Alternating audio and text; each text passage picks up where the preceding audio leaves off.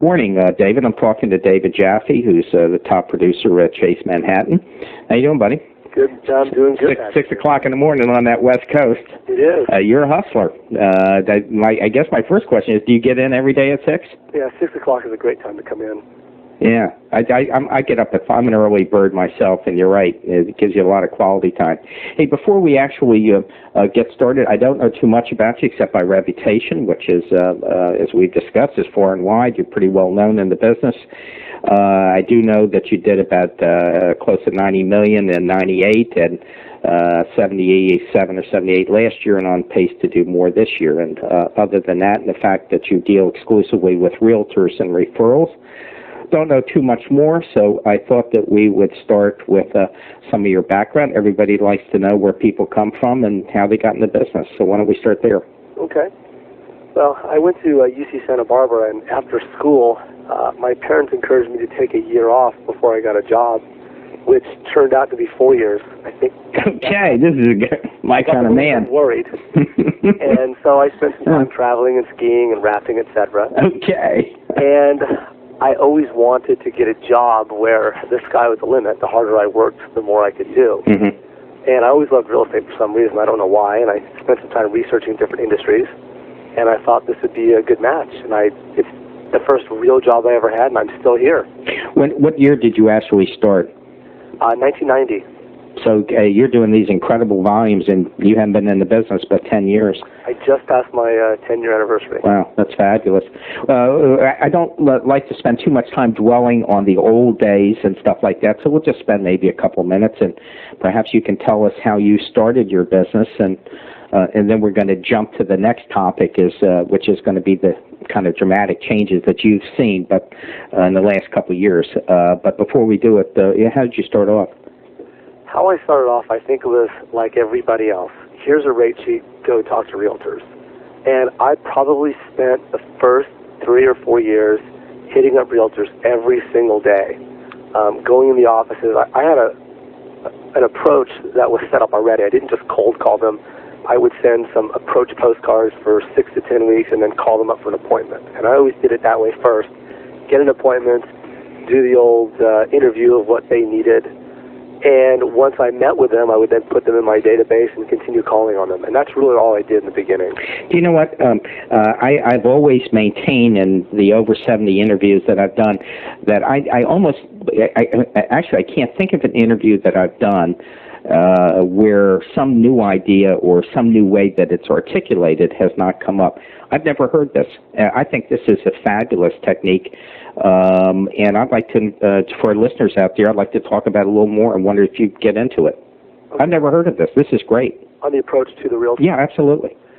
Yeah, what I would do is I actually would take title reps to lunch, and I would bring a list, an MLS list of all the realtors in my area.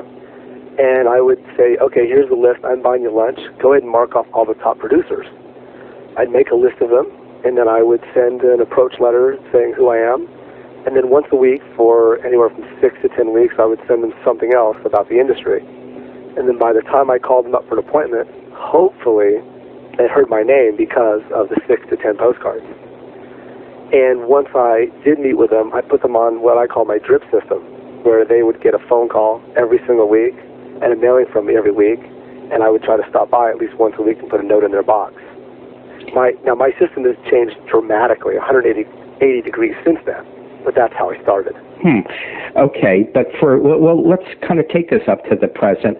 I think there's still value in those components, but what advice or nuances, as far as maybe any changes, would you recommend for loan officers that are listing out there that are new and would like to, do something like that? I think the two most important things are, if you're going to go after a realtor business, is to make sure it's a quality realtor.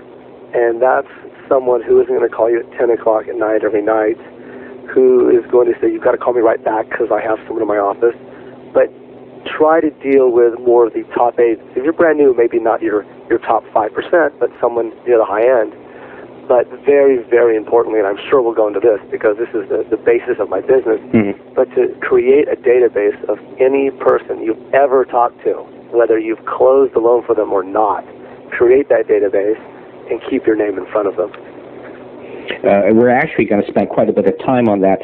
I happen to know from talking to some other people, I guess Steve Peterson, Dave Casano, and some others, that you are kind of the recognized expert out there in doing databases and capturing stuff from the very get-go. In fact, a lot of people have actually copied you, and you consider it a compliment.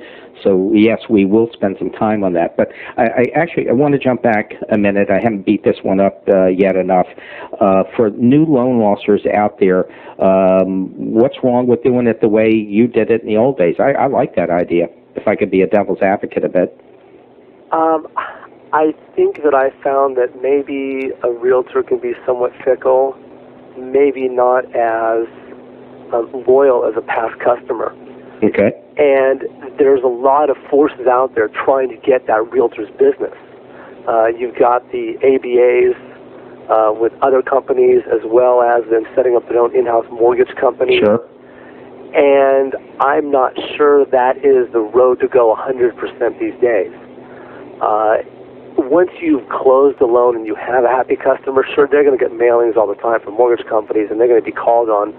But I don't think they're going to be as easily torn away to another lender as an agent that's sitting in an office that has an in-house mortgage company every single day, day in, day out, where their desk is there, and the broker of the company is continually saying, use our person, use our person, use our person. So you think there's a structural change that's taken place? Very much so. Very much so. And I think it's been a good thing. My realtor business has dropped dramatically in the last 5 years, and I'm actually happy about that now.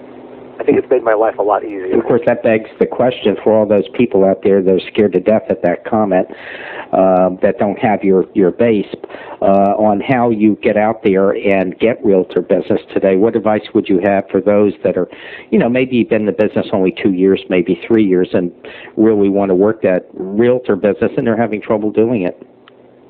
Again, I would go back to finding the quality person. And I don't mean quality just in their production, but as a person. How do they conduct their business? Do they have a business plan where they have a marketing system set up, not just sitting on the floor getting floor calls, junk calls where people aren't real serious, and that referral is being passed on to you, and then you're having to deal with a maybe not so qualified of a potential buyer. So going out and finding those realtors that have the same, I think, discipline and feelings you have about moving forward in the market. And they're out there. And more they're out there, because I think fewer realtors are capturing more and more of the business. It's kind of interesting you've said that. In the past couple of weeks, I've done some interviews with people that and they have spent some time talking about how they actually do some of the same things you do, and will, in essence, I put this in quotes, fire a realtor. In other words, take a realtor that they either do not blend in from a personality standpoint, or, as you said, make excessive demands and unreasonable demands, and we know there's a lot of them out there that do that, and they'll actually tell a realtor that they're not going to do business with them anymore. Yeah, I've heard that, and I haven't done that per se. What I've done is I've taken them off my list for calling.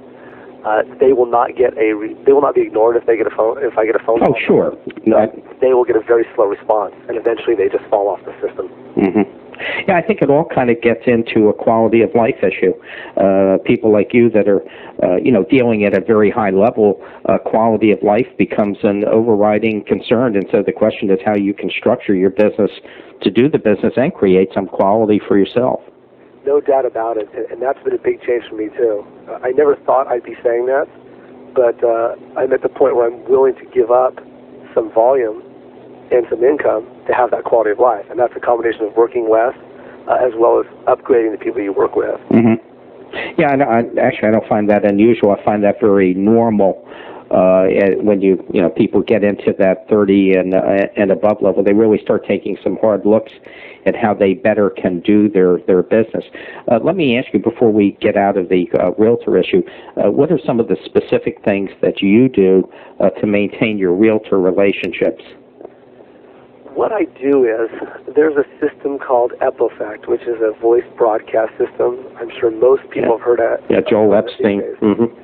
And every Monday morning they get a phone call from me. And it's not saying this is what rates are today, but it's market news. The Fed met, or there's a new program out that may assist them. So every Monday morning they get a phone call from me early, so their voicemail gets it.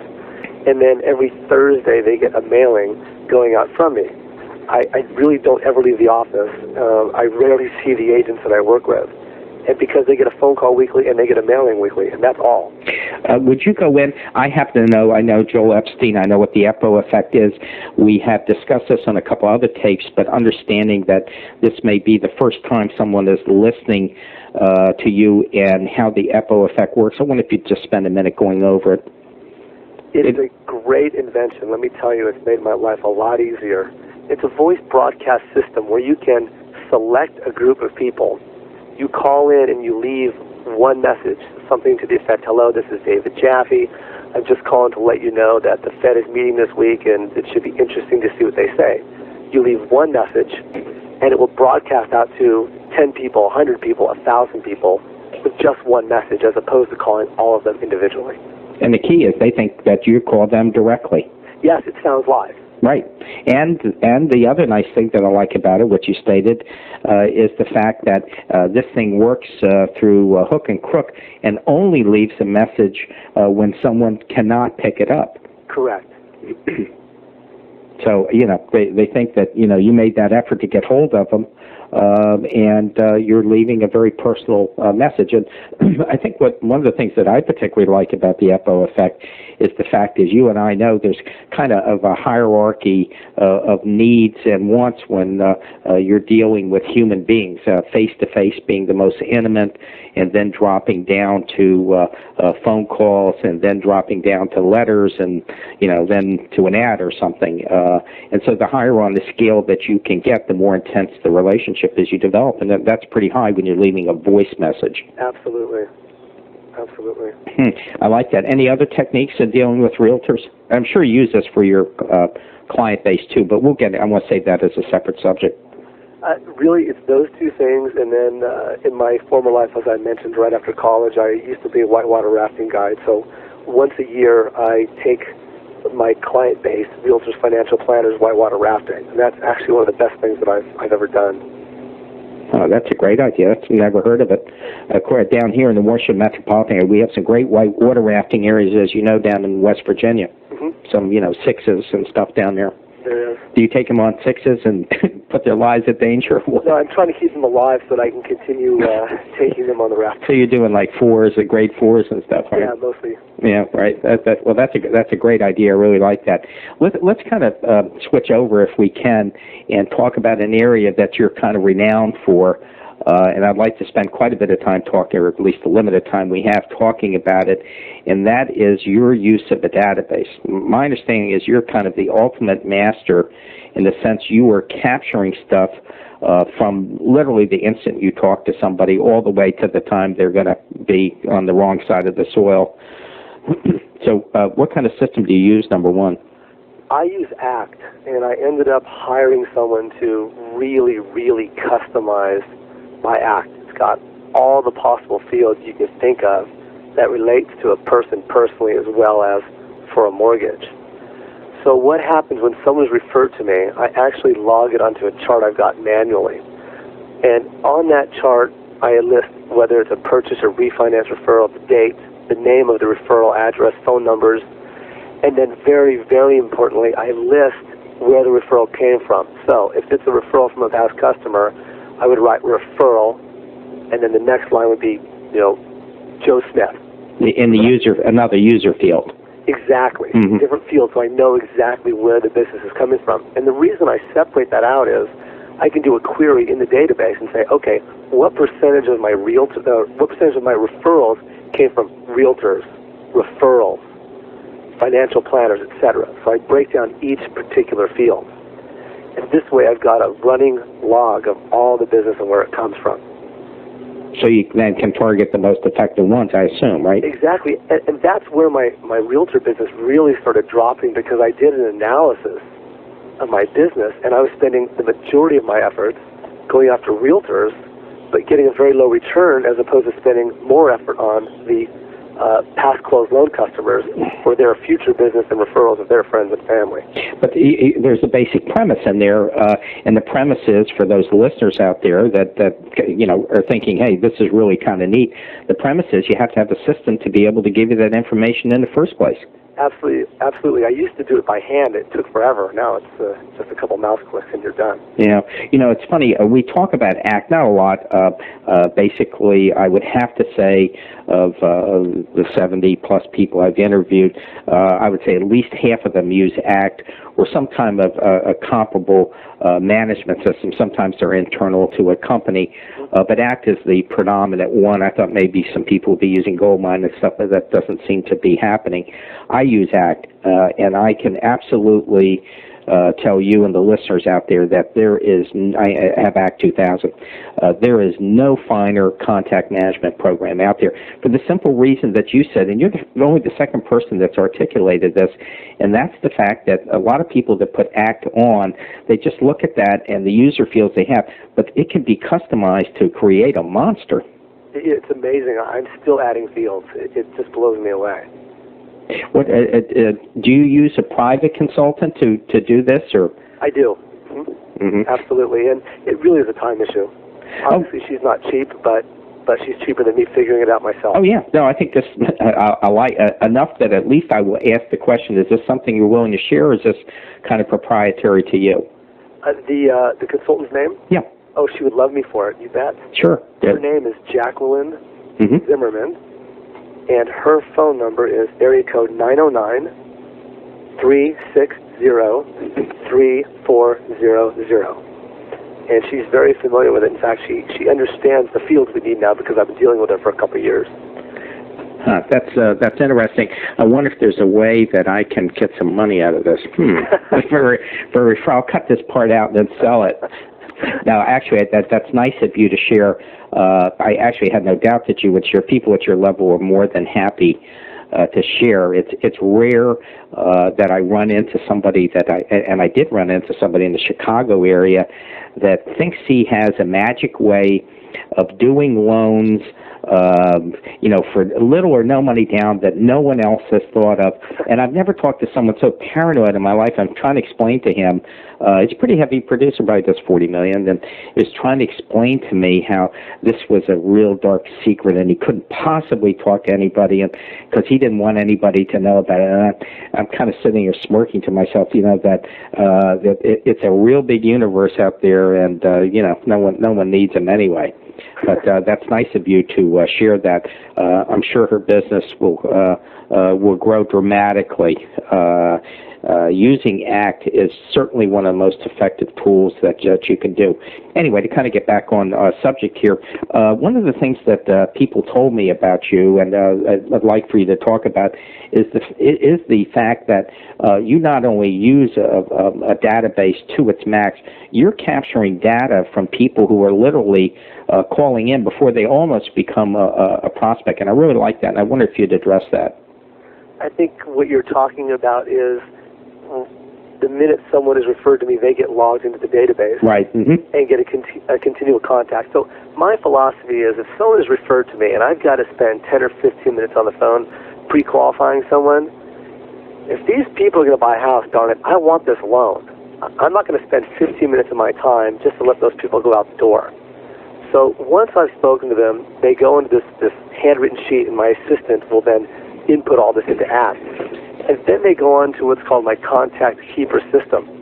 And what that means is for 9 months, they will get a mailing from me. I believe the first 6 months they get something from me every 2 weeks, and then they get something once a month. And that is designed to buy their brain cells, because if they were referred to me by a realtor or a past customer, they may walk into an open house, and they may talk to another friend, oh, you've got to call my lender. Well, this way I'm continually dripping on them and buying those brain cells, so that when they do find a house, whether it's next week, next month, or 8 months down the road, they're going to think of me. Now, in conjunction with that contact keeper mailing, I also spend on Thursday, it's called my prospect phone call day, and I go through the list of all the people that were referred to me, and I make a phone call. Maybe I call them every Thursday, maybe I call them every other week, maybe once a month, maybe every 3 months. and I'm looking to actually get their home machine or voicemail. And the message simply says, "This is David Jaffe at Chase Manhattan. I'm just calling to touch base to see how your house hunting is going. If you have any questions, feel free to call me. Leave my phone number." And it's another way where they hear my live voice so that they will think of me and not get dragged away by another realtor's lender or another friend's lender. You know, what's interesting about that is I just concluded an interview with someone where we were talking about that tangentially. It didn't touch, but we were talking about the fact that in this business with realtors and with customers, out of sight, out of mind. You know, we'd like to think as human beings that when we meet a realtor, they're going to remember us forever. The fact of the matter is, you turn and go out the door, they can't remember your name. So you're just doing a positive reinforcement so they don't forget you. That is the main philosophy of my business is, one, you have to make people's lives more convenient, and two, they have to remember who you are. Because you could have done the best job ever in the whole world, but if they can't remember you, what good does it do? Mm-hmm. When you're doing, let me ask you something. When you're actually at the application stage, how do you actually take the application? And I know there's a million different ways. Everybody's got a different way, but you're so busy with your volume. How do you do it? 90% of my applications are done by fax or by mail. What I do is I'm doing the information over the phone, doing the pre-qualification.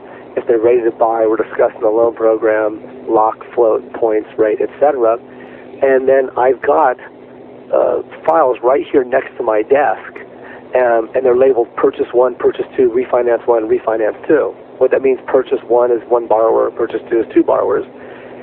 And then when we're all done, I'll say, hey, look, I need to fax you something. It's about 12 pages. All you need to do is complete the X's. I'm going to fax this to you. It'll take you about 5 minutes to do, and just fax it back. And what I've done is I've taken the 1003, and all I've done is put some X's by maybe 15 or 20% of the application. Because when I'm doing the phone interview with these people, I'm already taking my notes on my pads.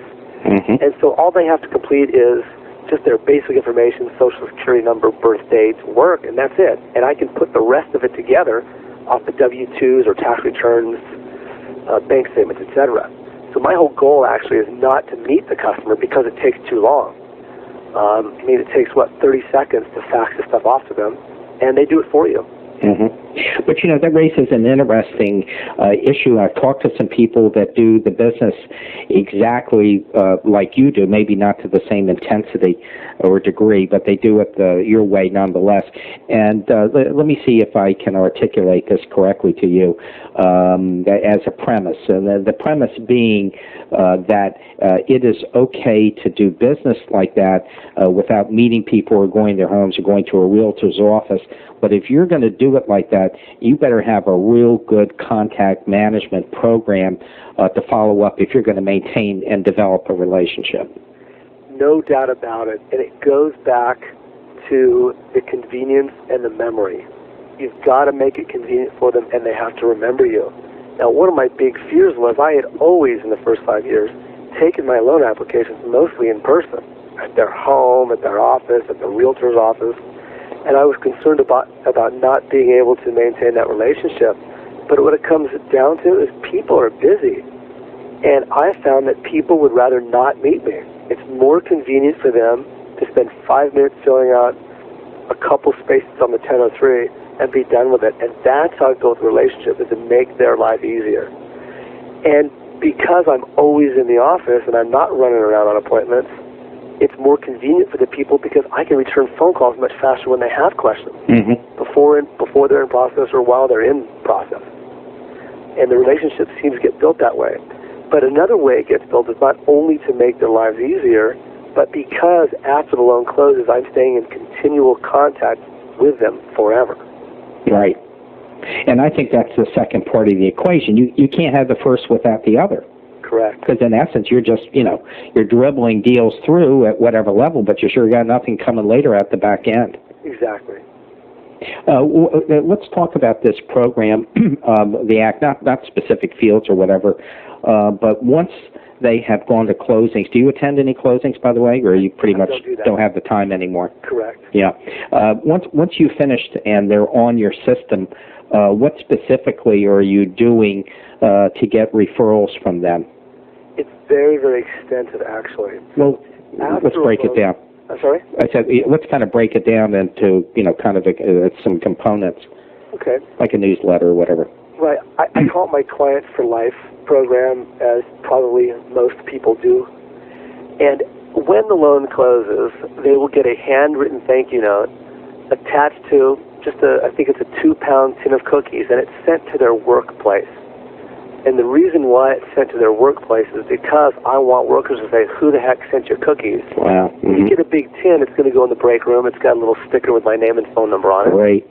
And it's just another way for their coworkers to see my name and phone number.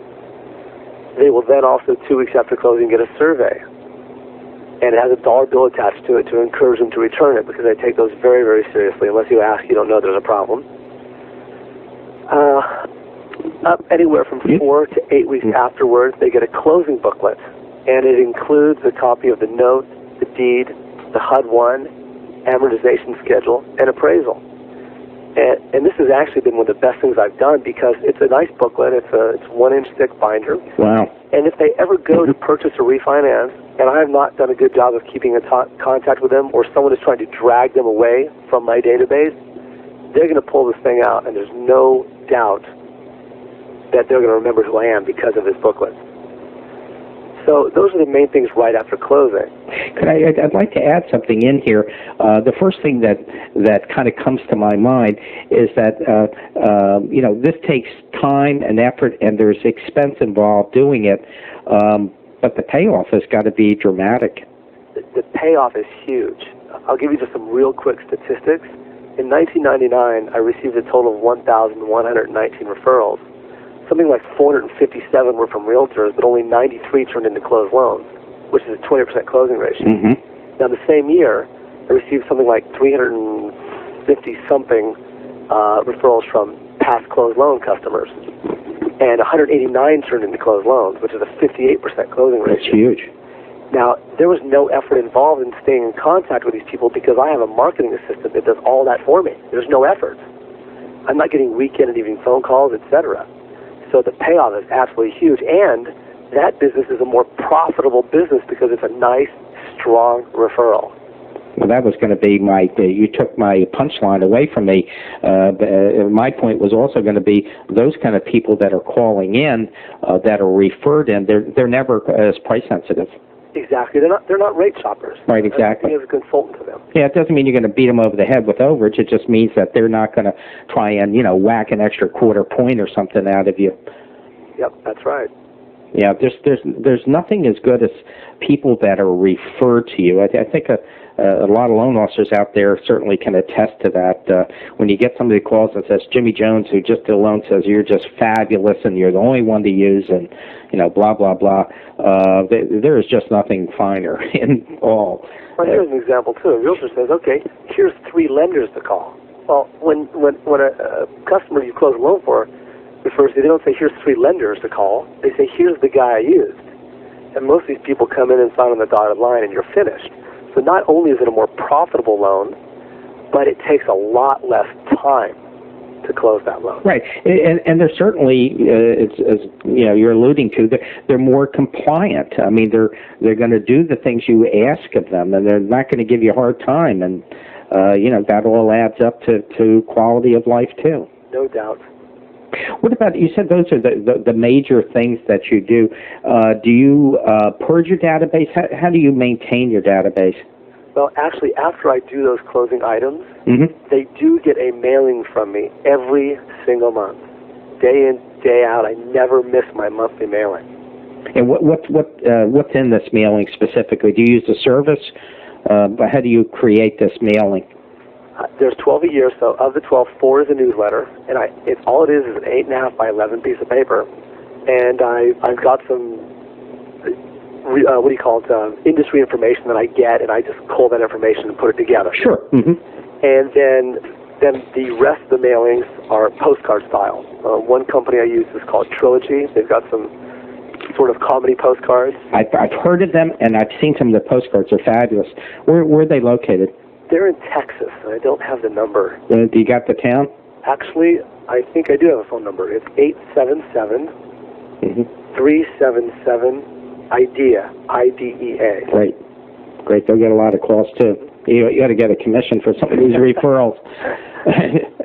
Yeah, that's great. I've heard of them, and I've seen their stuff. It's wonderful. Right, so they get those postcards. And then also, twice a year, they get a personalized phone call from me. But that personalized phone call is the Epifact system. And it sounds just like me. I'm calling to do a semi-annual checkup on your mortgage. If there's anything I can do, feel free to call me.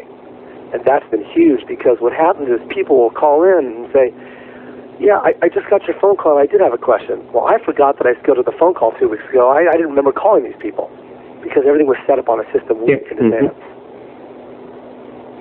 That's great. That EPO effect, yeah, I can't emphasize too much just how good that is, because that is saving. And I think it's only like a dime a call or whatever it is. It's very inexpensive. It is. And the fact of the matter is that it really can generate a lot of business. Don't you think, I mean, really what we're talking about here is using current technology and the best technology that's available to, not only raise the level of your business, but improve the quality of your life.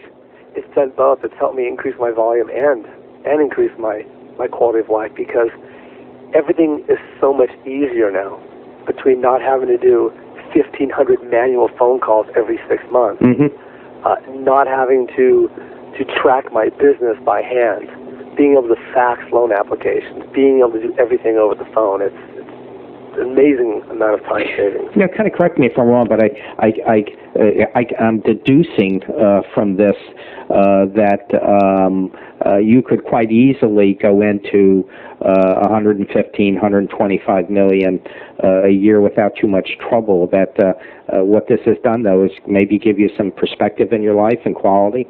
No doubt about it. I actually never thought I could do the volume I'm doing with the lack of hours that I thought I'd have to put in to do it.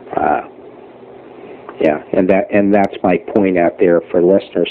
What kind of advice would you have? We're kind of getting near the end now, but what kind of advice? Usually I don't ask it this way. This, in fact, is the first time I've asked it this way. What kind of advice would you have for successful loan officers who are doing like 30 to 40 million that would really kind of double and jump it up to your level? I think the most important thing is the constant contact with closed loans and being absolutely brutal and disciplined about getting those names into a database. And no matter what happens, getting that mailing out once a month, as well as getting the phone call twice a year. I think the biggest problem I see is that people get busy and they don't get that done. And if you can't get it done, you need to hire someone, which is what I did. No matter how busy I get, her job is strictly just to do the marketing. Right. It's not driven by my volume. It happens all the time. Don't you think, I'm going to be, again, a little bit of a devil's advocate here, don't you think there's a lot of people out there that they look at getting somebody and they say, oh, man, $30,000 a year or $25,000, whatever you're going to pay somebody, and, God, this is just a huge expense coming out, and they're neglecting the fact they're going to pick up another $100 a quarter or whatever? It's interesting. You look at that and you say, wow, that's a commitment. One way to defer that or to split that commitment is get it with someone and share the cost. That's a good way to start. I like that. Now, that's good advice. I mean, I've got two assistants. One is my personal assistant, which pretty much does everything that I do, and the one is the marketing assistant, where her job is just day in and day out. There's no reason that 4 or 5 loan officers can't split that person. I've got her 30 hours a week. You divide that by 4 people, it takes less than an extra loan a month to pay for that person. Wow. And no doubt you'll make it up if you do that. Do you know what? You're the first person that has mentioned that. And I talk to a lot of people that have personal assistants like you do, or have extra help, and that idea of cost sharing makes absolute sense.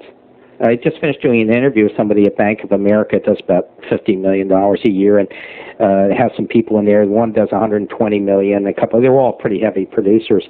And what a great idea for them to hire somebody for $35,000 a year, whatever. And you don't think you can maybe use 40 hours, but maybe you can use 10, and the other people can use the rest of the 40. And it comes down to quality of life too. If you can hire someone that's going to cost you $10,000 a year, is that worth 5 hours a week to you? Right. Yeah, and at your level it is. Time is money. In fact, time becomes, as we all know, because you and I get a little older and been in business and did some volume, time actually is worth more than money. No doubt about it. It's kind of a weird lesson when that transition, starts to take place usually towards the late 30s, and all of a sudden you realize that money isn't everything. That quality of life issues start to, reign supreme. And I can tell you, being 57 and a little older than you are, that as time goes on, that it not only does not diminish, it actually increases. And I think I'd kind of like to end the interview on this. I think that's the things that you have articulated are very important, and I say that because you have been very exacting in what you're doing. You have a game plan you had a game plan from the very start that you went into business, and you've maintained that and expanded it. I don't see how anybody. Just as kind of maybe an editorial comment here, I don't see how anybody can be successful at your level and not do the things that you do. I mean, I don't even understand how it's possible. So anyway, I'd like to end on that comment. I wanted to thank you, David, for taking your time to talking to our listeners out there, and we'll be in touch. You're welcome. Have a good day. Great. Same to you, David.